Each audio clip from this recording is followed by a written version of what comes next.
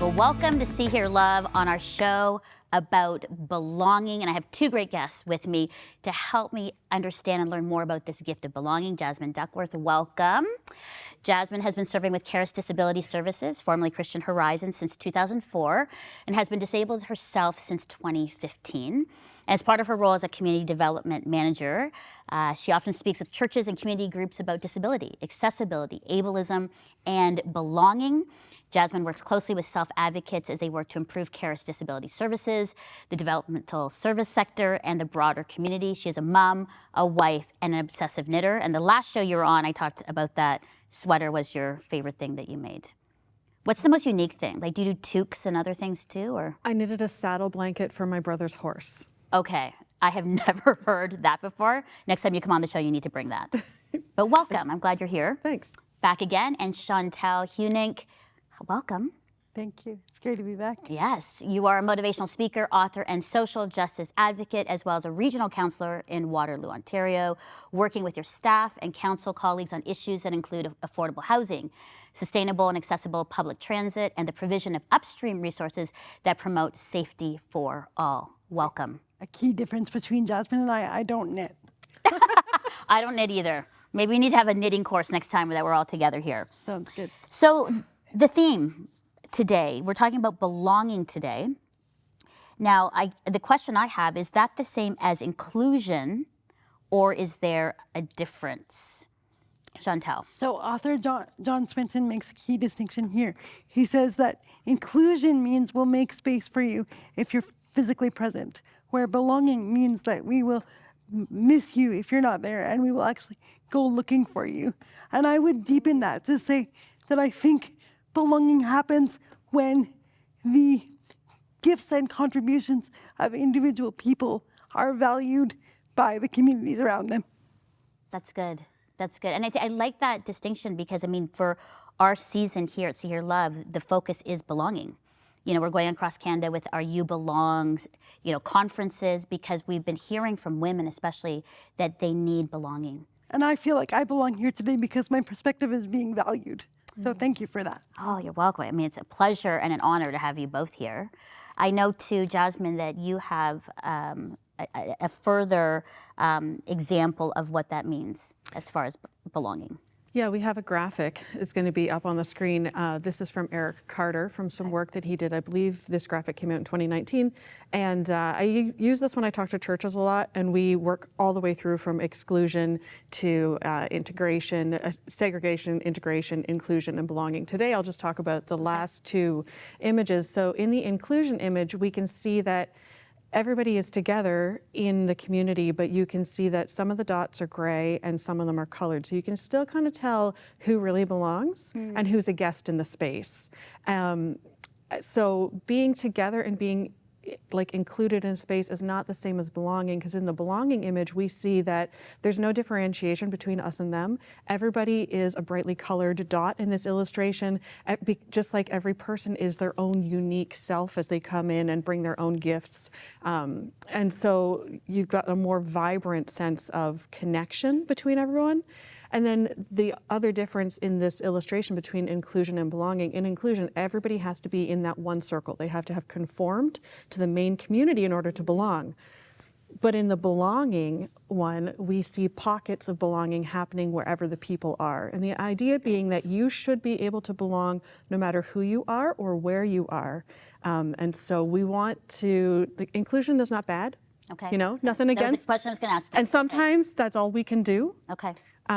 But when we can, let's strive for belonging. So in the language, even in our workplaces, in our churches, I know that we talk about inclusion. Let's be inclusive. That is a culture right now. That's what we say. It sounds to me what you're saying for both of you is that we need to go the next step and say creating spaces of belonging. Exactly. I would say that inclusion is a necessary step, possibly prior to belonging. Okay, that's a good visual. It's like inclusion, but then we're really wanting belonging. Okay, excellent. So in that, how do we create spaces then of belonging for all people, especially people who have been marginalized? I guess that would be the next step, the next question. We move the margins. Wait, we move the margins. Yeah. Okay. And that's what you see in that illustration, is that belonging is happening outside of that main community circle. But John Swinton, who Chantel already quoted from, he's a disability theologian, he talks about this. And he says that Jesus actually did this really well. He moved the margins. And there's so many examples in Scripture, but my favorite one is the story of Zacchaeus. If you grew up in Sunday school, you know the song. You know Zacchaeus was a wee little man up in a tree. I got that, just so you know. I was like a wee little girl, and I was always climbing trees, so I connected with Zacchaeus so much. Yeah. So Jesus sees Zacchaeus up in the tree, and he's on the edges, he's on the margins, he's not being able to fully participate.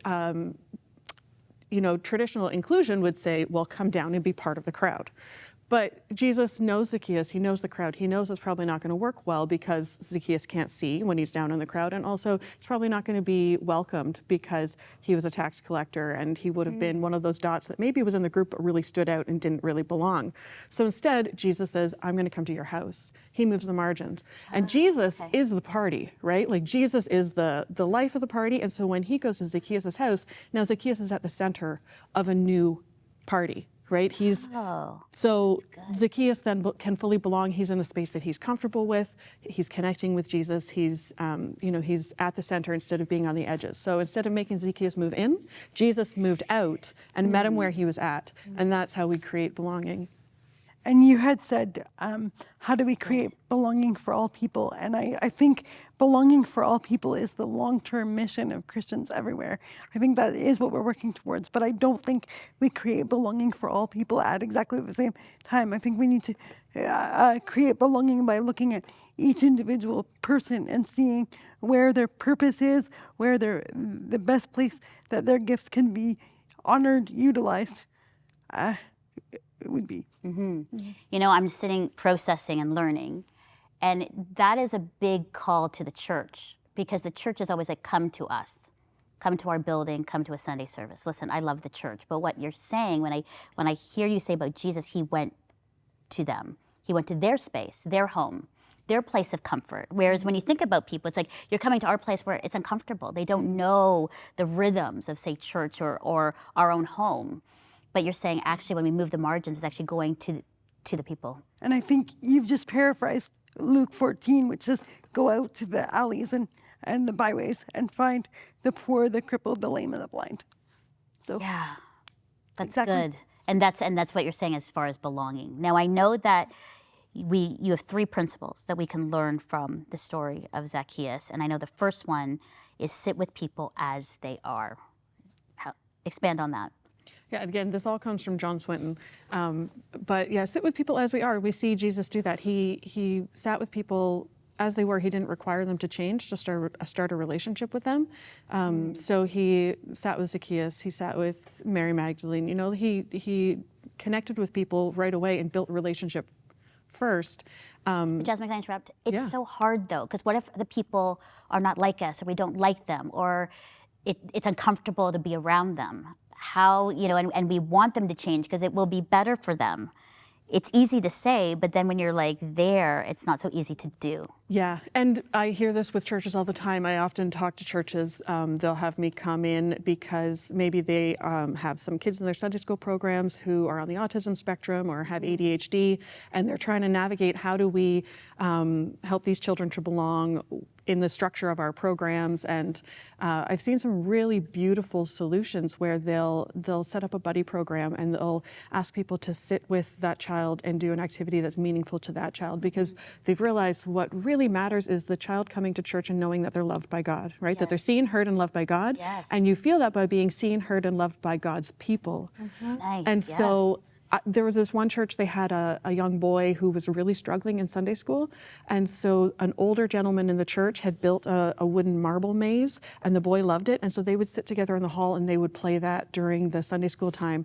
And some people maybe would struggle with that because he's not getting the programming, but it's not about programming, it's about the person. That boy felt seen, heard, and loved, and then he could go back into the congregation and have hugs and coffee, and he was fully part of his community, and he really connected with God through this alternative way that they found to sit with him as he was. That's good. So start building relationships without asking people to change, and then going into valuing each person as an image bearer of God. Big. Because we don't see that. We say, this is the image bearer of God. This is what that person looks like.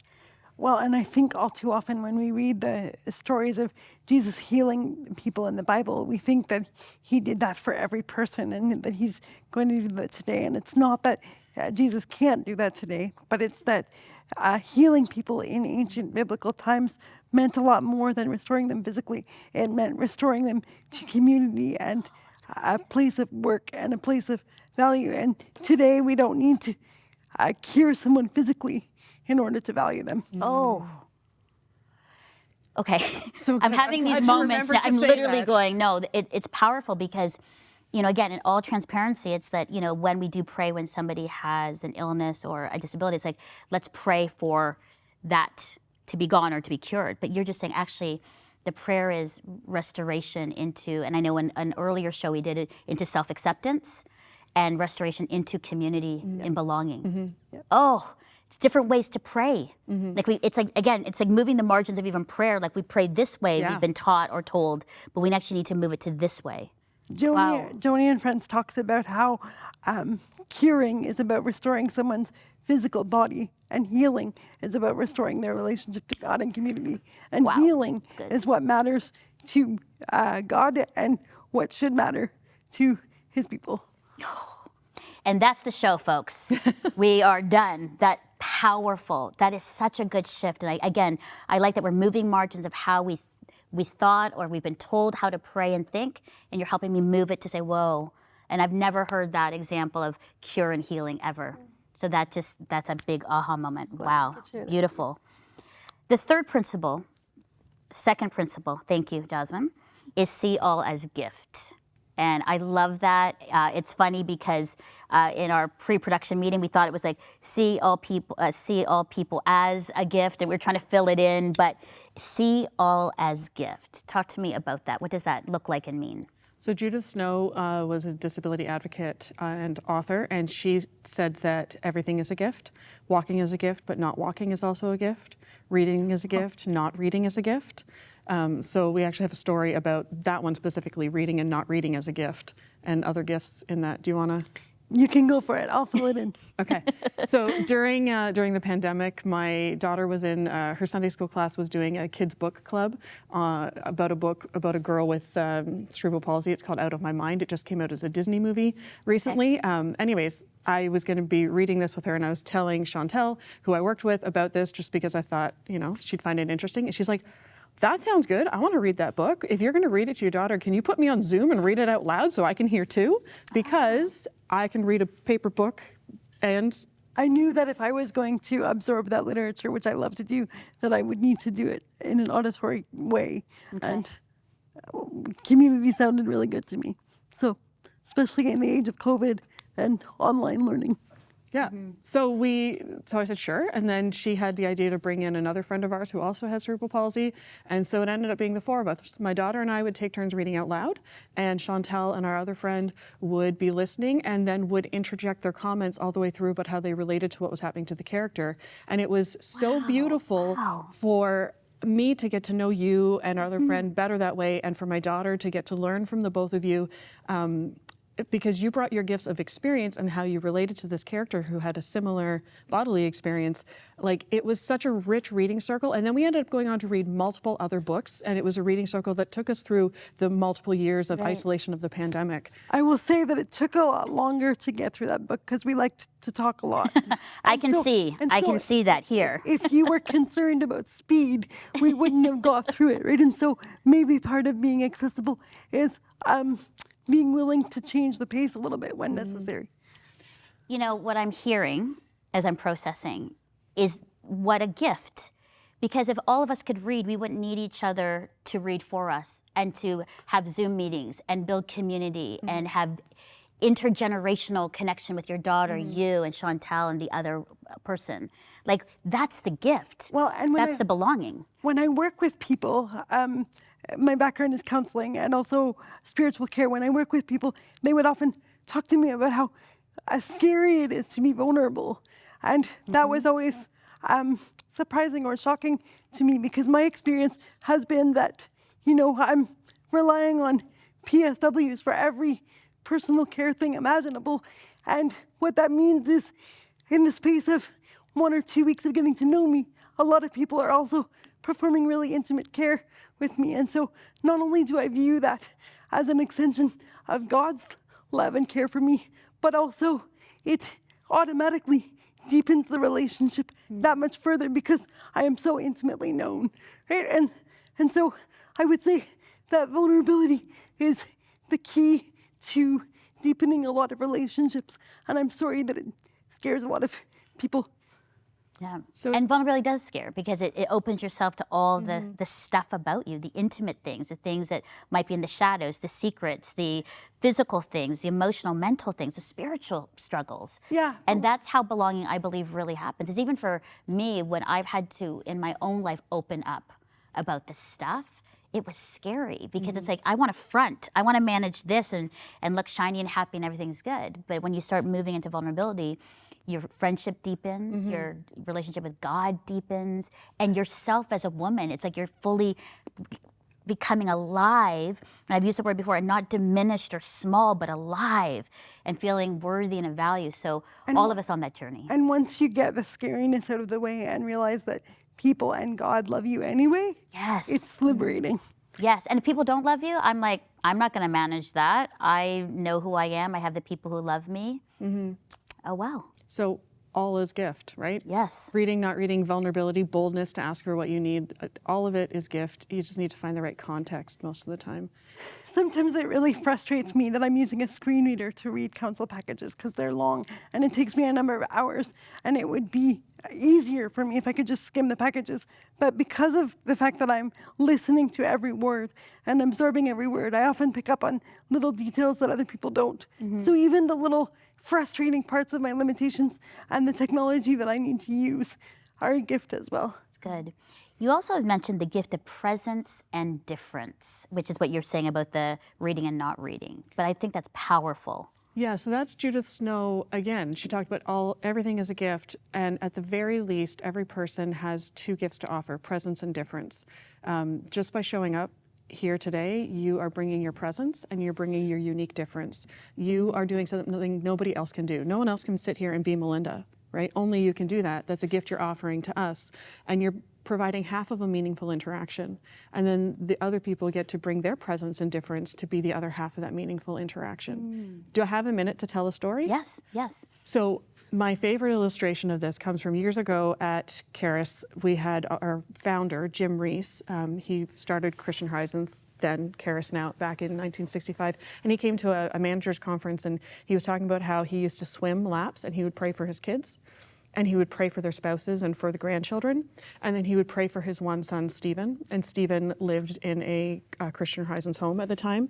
And he was thinking, it's kind of too bad that it's just Stephen. Like, I only have Stephen to pray for because he didn't have a spouse and children. And then he thought, well, I can pray for his roommates. I can pray for the staff that support him. I can pray for his friends. I can pray for the other staff. And then he realized that actually, as part of Stephen's legacy, he could pray for all the employees and all the people that Charis has been touching, which is tens of thousands of people around the world. And so I love that story because when Stephen was born as a little baby, newborns, if you have kids, you know they don't come with very many gifts. They have a lot of needs, not very many gifts, especially a baby with disabilities could be seen as having less gifts, but he had the gift of presence and difference, and he offered half of a meaningful interaction. And how his parents chose to partner with him provided the other half of that meaningful interaction, and together they've had a massive impact on the world. Wow. Everybody has gifts to bring, you just need to see them. Thanks be to God for the Reese family and for their example of dependence on God. Yeah. But I love the gift of presence and difference. Again, I've never heard that. Like this gift of presence, I've heard a bit, but the gift of difference is not what I've heard, and I love that because I think, again, it's like we need each other. We need one another, to read, to write, to see, to do a show, to work with churches, to work with advocates. Like we need one another to fulfill what I believe, like what God is calling us to do And in this world. Acknowledging presence and difference also leads to reciprocity. You know, I will never support my personal care attendants in the way that they support me. I'm not going to help them get dressed. I'm not going to help them make a meal and so on and so forth. But I am going to talk with them about how their lives are going and pay attention to their spiritual, social, and emotional needs and support and encourage when I can. Yeah, it's good. The third principle is practice guesting and hosting. What does that look like? What does that mean? Because for guesting and hosting, like we have like a guesting coordinator here. I love hosting parties, you know, but what does that And mean? I come to your parties. Yes, now that we're really good friends now that you've been on the show twice, party time. Thank you. Just like how Jesus, you know, how he brought the party. Practice guesting and hosting. What does that mean in regards to belonging? So we see Jesus do this, right? So Jesus he fed 5,000 people at once. Like none of us can throw that kind of a dinner party. Jesus was the ultimate. I wish. I would love to do that. He was the ultimate host, but he also practiced guesting. He went into people's homes. He taught his apostles, when you go, don't take anything with you, but rely on the kindness and the generosity of the people there. Because he knows that when we are always only ever hosting, then we are... it can set up a hierarchy in the relationship. Okay. There can be you want the reciprocity, the humility of being a guest in somebody's space. And so Jesus practiced hosting, but he also practiced guesting really well and going into people's homes and allowing them to serve him and to host him. But what if it's uncomfortable? Like a lot of people are like, I don't want to go to somebody else's home because of their own rituals and routines, the food, the way. And so it's safer at my house. I don't think we're strictly talking about someone's home. I know for myself, like there's many homes that I can't get to because they're not accessible, but we're talking about the need to practice reciprocity in relationships. And so in some ways, Jasmine gives to me.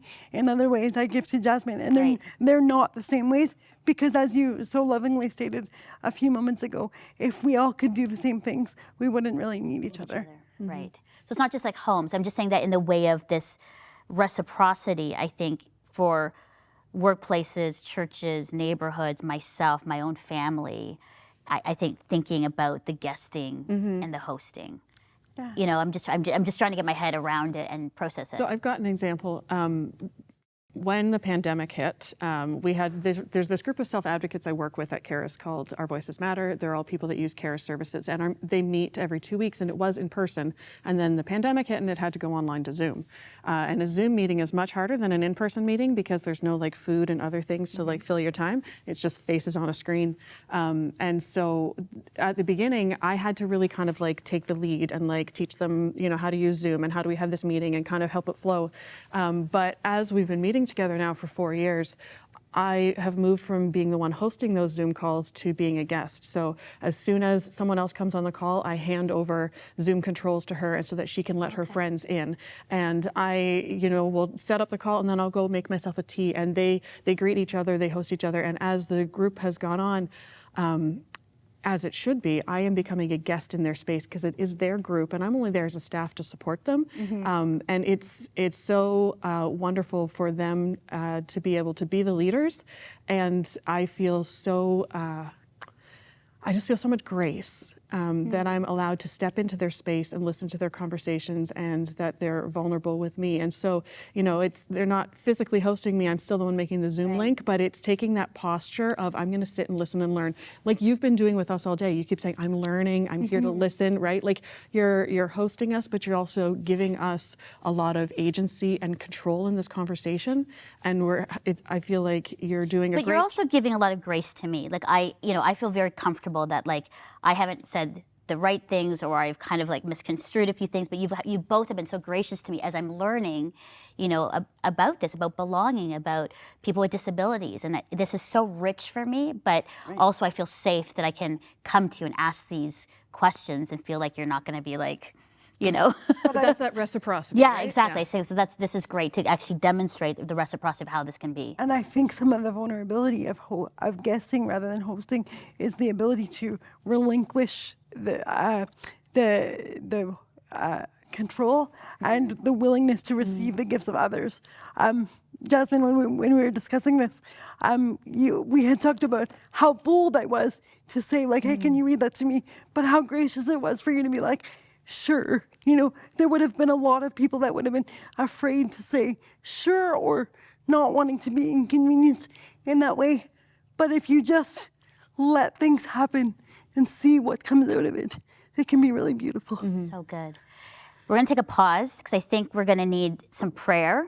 You know, as you're listening to this conversation and you may be struggling spiritually, mentally, physically, you're listening in, or maybe you don't feel like you have a place of belonging, you're feeling alone, disconnected, and you need someone to pray with you, to listen to you. Well, we have someone who will listen and pray for you today, during this show, and even after, because we are here for you. We want to help you. We want to create a space of belonging for you. So here's how you can connect with someone who cares and is ready to listen. I've been fighting depression for years, and some days are harder than others. Your prayers are helping me find peace and a glimmer of hope. You were there for me, renewing my mind with the Word of God.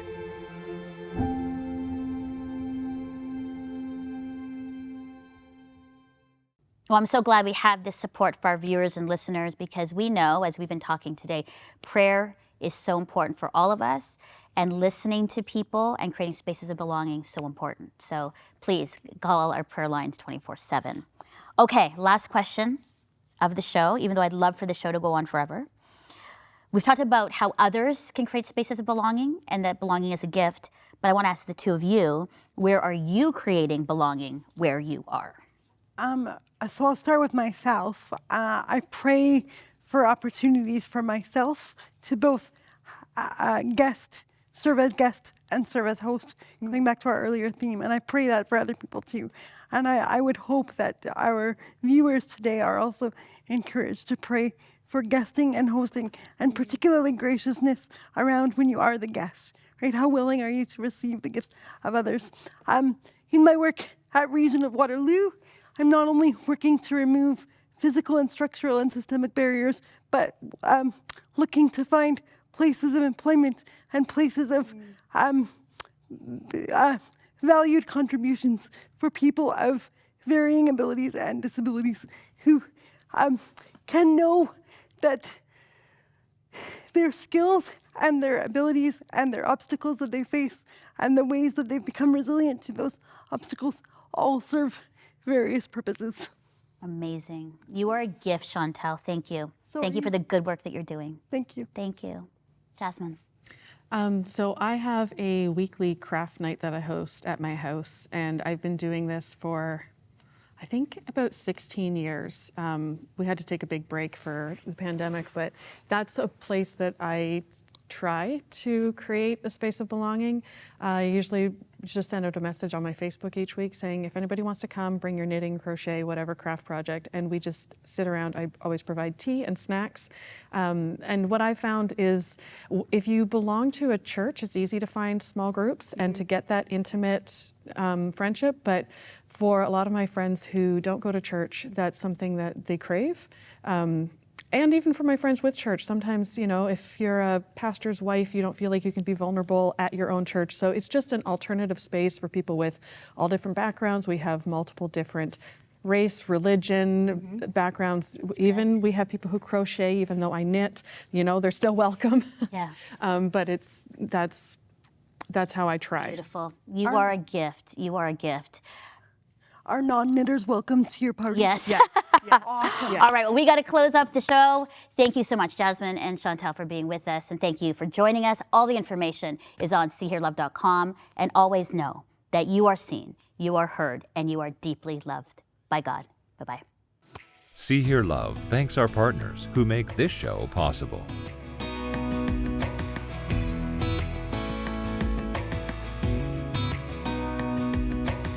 Thank you for your ongoing support of Crossroads, a supporter-funded, nonprofit organization and member of the Canadian Centre for Christian Charities.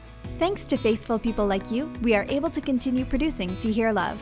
You can write to Crossroads, P.O. Box 5100, Burlington, Ontario, L7R 4M2, or visit crossroads.ca to learn more about our programs.